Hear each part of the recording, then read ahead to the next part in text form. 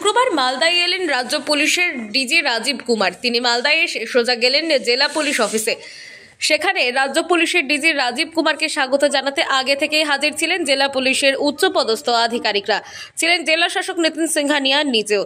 রাজ্য পুলিশের ডিজি জেলা পুলিশের অফিসে পৌঁছতেই তাকে সাদর অভ্যর্থনা জানানো হয় জেলা পুলিশের পক্ষ থেকে।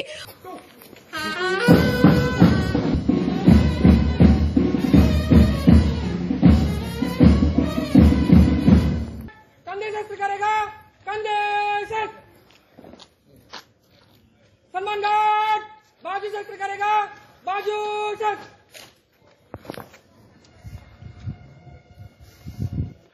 श्रीमान मालदा डिस्ट्रिक्ट पुलिस आपका सम्मान गार्ड का नफरी एक एयर ड्यूटी पर तैनात किया है।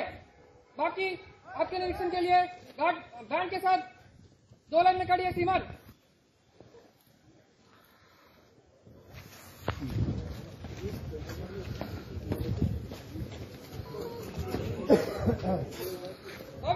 উল্লেখ্য, গত সপ্তাহ দুয়েকের মধ্যে মালদায় একাধিক খুনের ঘটনা ঘটে, যার মধ্যে অন্যতম খুনের ঘটনা মালদার তৃণমূল নেতা কাউন্সিলর বাবলা সরকার।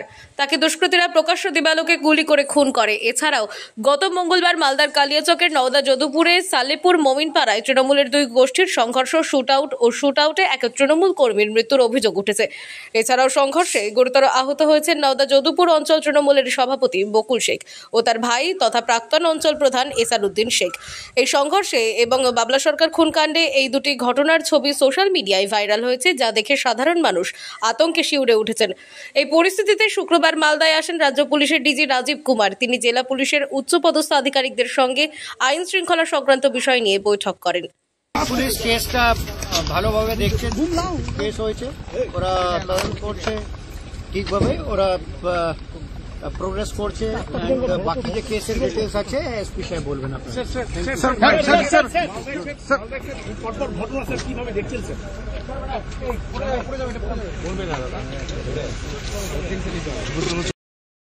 মালদা থেকে দেবুসিনা ও দেবাশিস পালের রিপোর্ট, আনন্দ বার্তা।